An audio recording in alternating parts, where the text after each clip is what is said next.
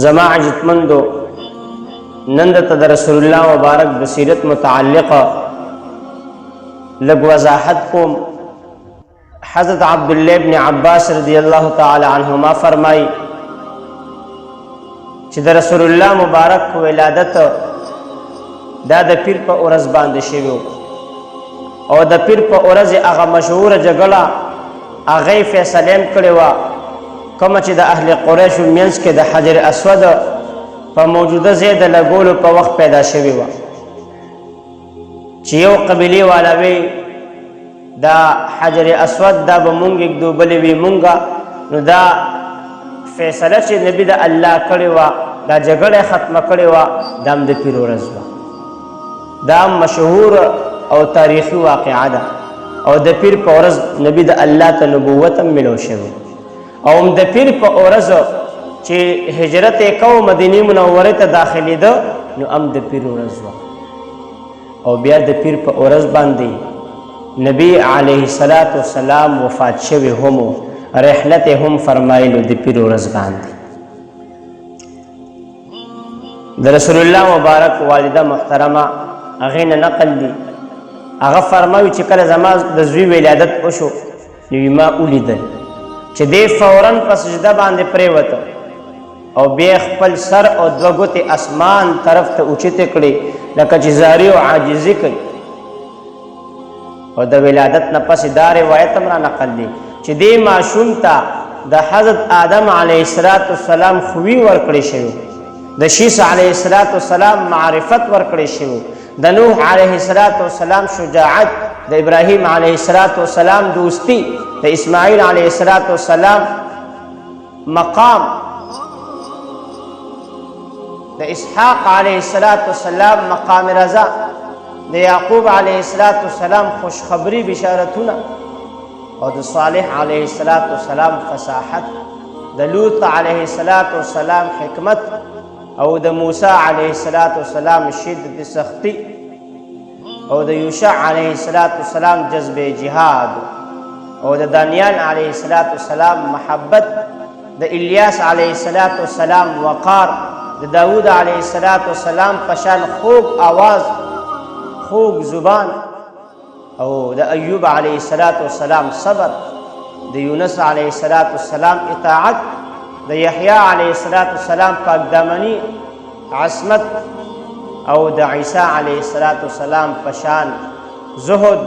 د دنیا نه بېرغبتي ورکړې شوې وه تقوا ورکړې شوې وه واغمسوه فی اخلاق النبیین او د تمام انبیاء کرامو پشان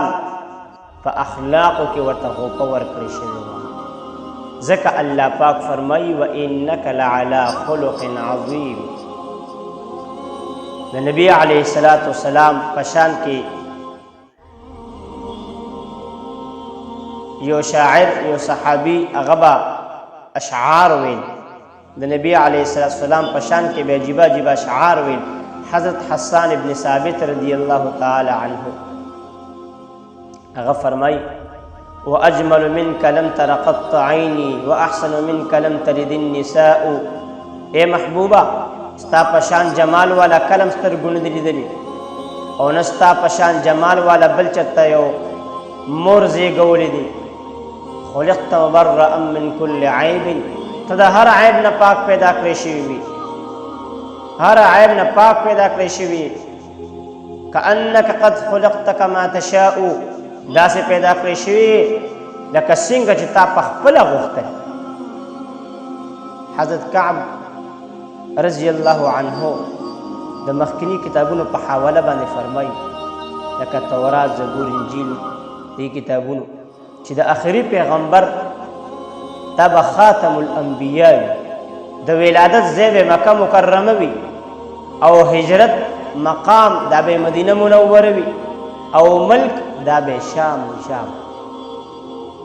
او دغه وجه او نسبت سره د نبوت په 11 کال د معراج په موقع نبی علیه السلام شام کې بیت المقدس ته بوتلی شو او په بیت المقدس کې نبی الانبیاء امام الانبیاء جوړ کړی شو. عزیزان محترم رسول الله صلی الله علیه وسلم والد محترم حضرت عبدالله سے رسول الله مبارک د ولادت نه مخکې وفات شوی او بیا چې کله نبی د الله پیدا شو ولادت یې وشو نو 6 میاشتې پسې والده محترمه هغه هم د دنیا نه رخصت شوله هغه هم وفات شو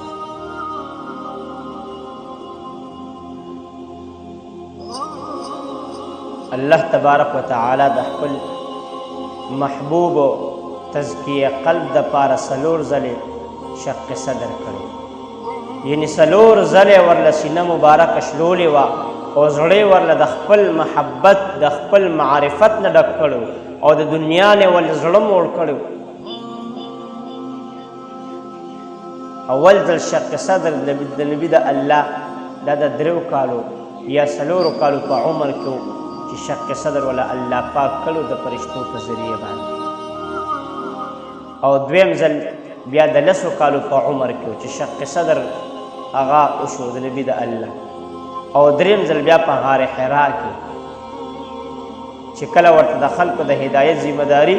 یعنی نبوت په شکل کې حواله کړی شوله او 4م ځل شق صدر د معراج په موقع شوی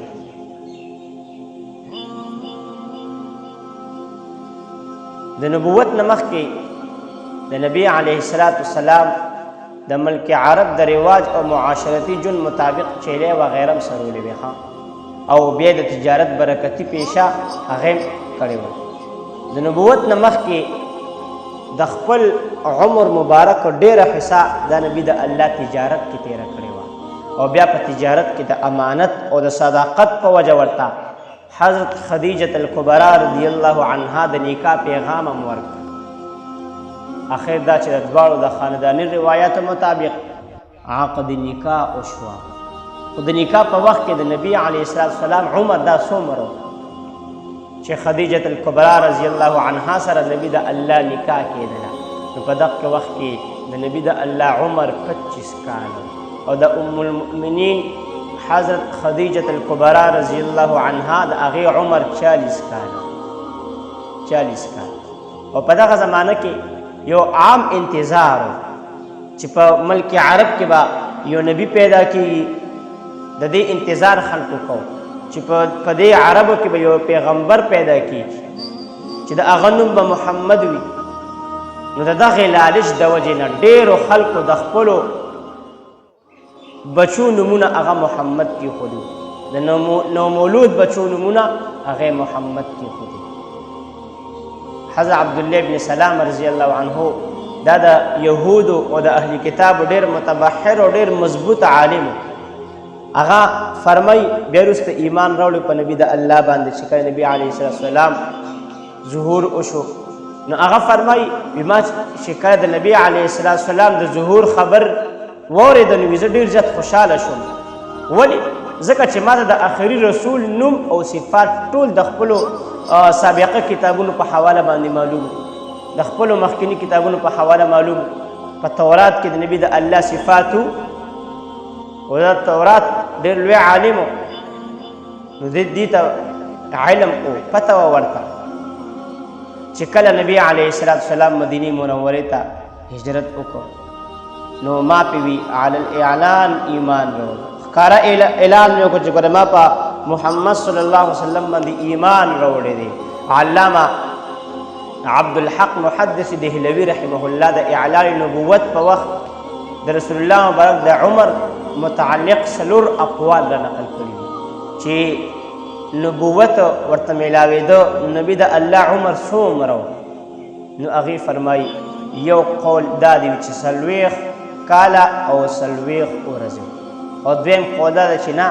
40 کاله او 10 ورځې او دریم قول دا دی چې نه 40 کاله او 2 ورځې او 4م قول دا دی چې نه پوره 40 کاله عمر پوره 40 کاله شیخ محمد رضا مصری دا یو عالم دی هغې لیکلي دي چې 40 کاله 6 میاشتې او 8 ورځې د دې عمر او د اعلان نبوت نه پس نبی علیه السلام 14 کاله مکه معظمه کې او ګردونوا کې د دین اسلام دین حق دعوت انسانیت ته ورکړو جن او انس ته د وحدانیت ایمان او اسلام دعوت حق ورکو او د رسالت ذمہ داری هغه پوره کوله دغه دیار لسکاله د مکی جون پیغمبر علیه السلام باندې ډېر په تکلیفونو او صحابه کرام باندې ډېر تکلیفونو باندې تیر شوي مشرکین مکه به د خپل باطل بوتانو د پاره او د باطل نظام د پاره پیغمبر علیه السلام او صحابه کرام باندې به ډېر ظلمونه کول چې نن یې صرف په اورېدو باندې د انسان بدن لرزیږي بدن باندې رس راځي چې دی باندې کم تکلیفونه تیر شوي دي لیکن رسول الله صلی الله علیه وسلم او د هغه په رښتیا منونکو صحابه کرامو د خپل ایمانی اقرار او جذبې په وجه دغه ټول ظلمونه هغه برداشت کول او اخر دا چې نبی علیه السلام ته د مکې نه مدینې منورې ته د هجرت حکم وشو بیا نبی علیه السلام او حضرات صحابه کرامو مدینې ته هجرت وکړو او هلته د اسلامي مملکت بنیاد کېښودو مدینه منوره کې نبی علیه السلام لس کال د ایمان او اسلام دعوت جن او انس ته ورکړي بیا نبی علیه السلام او د هغه صحابه کرامو د محنت او دعوت په وجه د تعلیم او تربیت په وجه مدینه منوره د اسلام یو عظیم مرکز جوړ شو او بیا دغه مرکز نه د دنیا ګوټ ګوټ ته د ایمان رڼا د ایمان دعوت د قرآن تعلیم د هدایت نور ورسېده او نن د هغې د قربانو او اخلاص په وجه موږ ته د ایمان د قرآن رڼا را رسېدلې عزتمندو دا خو د نبي علیه السلام د ژوند او د ولادت لږ وضاحت و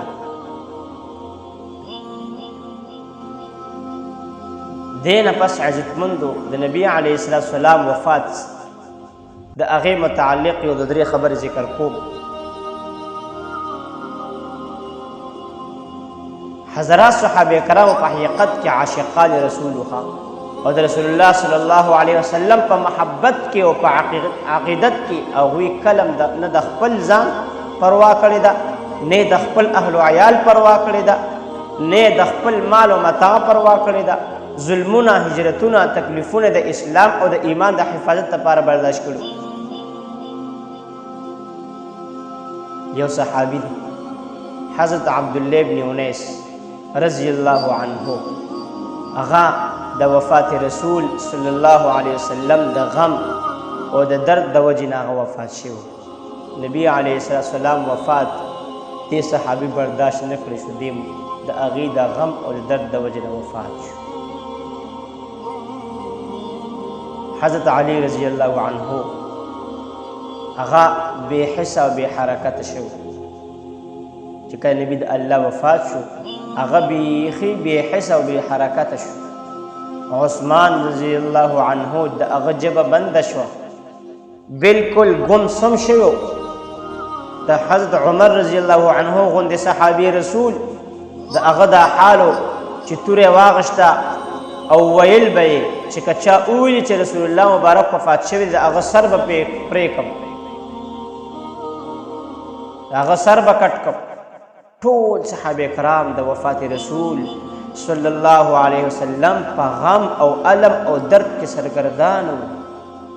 حضرت ابوبکر صدیق رضی الله عنه هغه هم ډېر حیران او سرګردان لیکن چې کله د صحابه کرامو دا حال ولیدو د امت او د اصلاح فکر ورسره پیدا شو د محبوب کردګار صلی الله علیه وسلم هغه حدیث ورته مخې ته شو چې کومې د نبی علیه السلام د وفات متعلق اورېدل بیا حضرات صحابه کرام را جمع کړل او یو مفصله مشهوره خطبه وفرمایله د هغې الفاظ دام دي چې الا من كان يعبد محمدا فإن محمدا قد مات ومن كان يعبد الله فإن الله حي لا يموت خبردار چا چې د محبوب ذوالجلال محمد رسول الله صلی الله علیه وسلم د ذات عبادت کو هغه محبوب ذوالجلال هغه وفات شو او چا چې د هغې د فرمان مطابق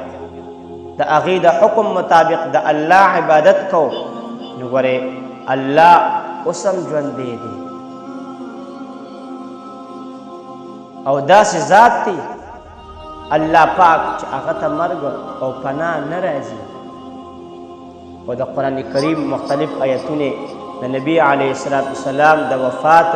په دلیل کې تلاوت کړل انک میت و انهم میتون وما محمد الا رسول قد خلت من قبله الرسل علامه قرطبي رحمه الله لیکلی دي چې دا د حضرت ابوبکر صدیق رضی الله عنه د کمال او پوره ذهانت او بصیرت دلیل دی چې د داسې محبوب د وفات په وخت د کمال شجاعت استقامت او د علم و دانش مظاهره وکړه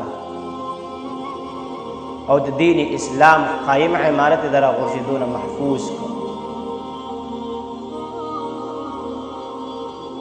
د نبی علیه السلام د وفات نه پس بیا صحابه کرامو د خلافت د مسلې حل کولو دپاره جمع شو او د ډیر بحث او د ډیر فکر او غور نه پسې حضرت ابوبکر صدیق اکثریت او صداقت سره خپل خلیفه اول جوړ او بیا د مسلې خلافت د حل کېدو نه پس بیا حضرات صحابه کرام رضی الله عنهم د رسول الله مبارک په تجهیز او تکفین کې مشغول شو زما محترمو نبی علیه السلام ته غسل چا ورکړ نو حضرت علی حضرت عباس حضرت فضل رضی الله عنهم دا پنځو یا شپږو صحابه کرامو ورکړ کفن مبارک درې کپړې وي دو سپینې کپړې وي یو یمني څادر قبر مبارک دعوت حضرت ابو طلحه رضی الله عنه هغه ځای کې کنيسته و چې کوم ځای کې کومه حجره کې نبی علیه السلام وفات شو روضه اطهر ته قبر مبارک ته حضرت عباس حضرت علی حضرت فضل او حضرت قثم رضی الله عنهم دوی کوس کړي او اوبه ورته حضرت بلال حبشي رضی الله عنه هغه ورته بیا نماز جنازه په نبی د الله باندې چا کړی و څنګه شوی نو حضرت امام محمد رحمه الله لیکلی دی چې په سرور دو عالم صلی الله علیه وسلم باندې نماز جنازه